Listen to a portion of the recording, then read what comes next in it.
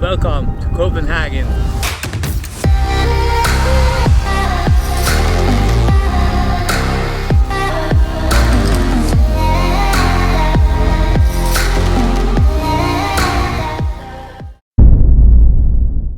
First, we pay a visit to the most visited citizen of Denmark, the Little Mermaid. This famous bronze sculpture is based on Hans Christian Andersen's story from 1836. It's a story of a 15-year-old little mermaid who saves the life of a shipwrecked prince and sets off on a quest to win his love. So that is the Little Mermaid. You will be surprised to see how little the statue is. But like the name suggests, it is a Little Mermaid, so kind of makes sense. So now we are at the famous Kastellet, or a fortress here in Copenhagen. This was built by the king during the 1600s to fight off the invaders coming to Copenhagen, but it didn't work out, as during the Copenhagen siege by Stockholm they were able to destroy this fortress anyway. And even during the World War II, the Germans came here and then occupied this place without any resistance at all.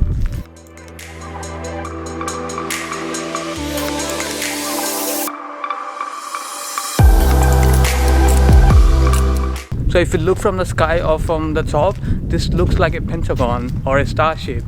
Now I wonder why every military building or a barracks looks like in the shape of a pentagon. Do you guys know? Let me know in the comments below. Denmark's local bakeries are one of the best in the world. Their pastries like the wienerbrød are just lips-packing delicious. This brunch plate has a bit of everything from salami, cheese, avocado to homemade breads. Wow, that was a really heavy breakfast. I absolutely enjoyed it. It should last me for a couple of hours. But the pastry was a bit too sweet. I don't really have a sweet tooth, but otherwise it was absolutely delicious. I thoroughly enjoyed it.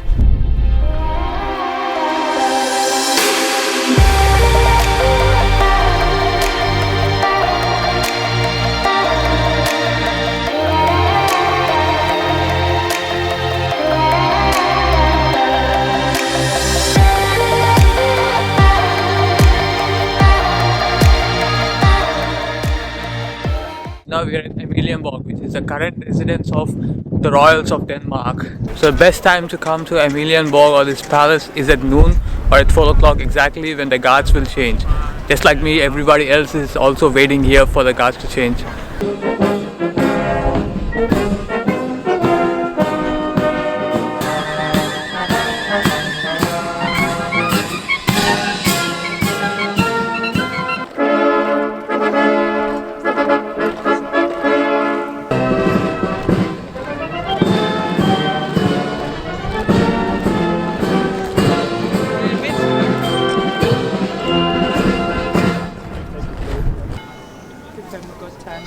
So what do you guys think about the royal guard changing ceremony? I thought it was really cool. You don't get to see those kind of things every day. So the best way to travel in Copenhagen is using a bike, especially when the weather is like this, really sunny. That's how the locals travel, and the bicycle lanes are just awesome. They're really good, just like in Amsterdam and in Netherlands.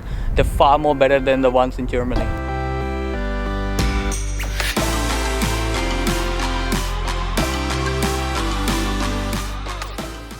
Most tourists just visit the main shopping streets and miss out the real and old Denmark. So wander into some back streets like this.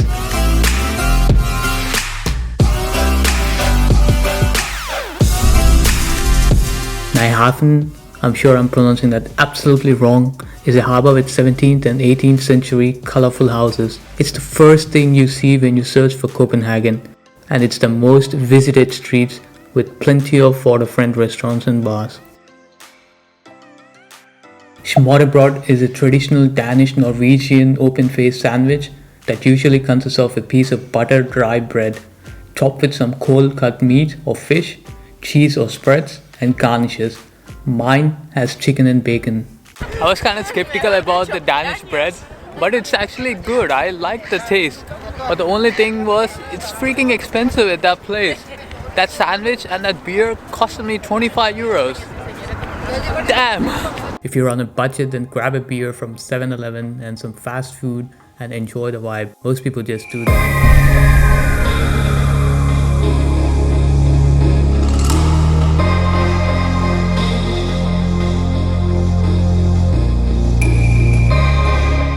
So this seems to be the entrance to the castle. I was expecting it to be a bit more grandeur, but not to be disappointed because we are gonna go inside and check out the royal jewelry of the kings and queens that they used to wear from the 1600s.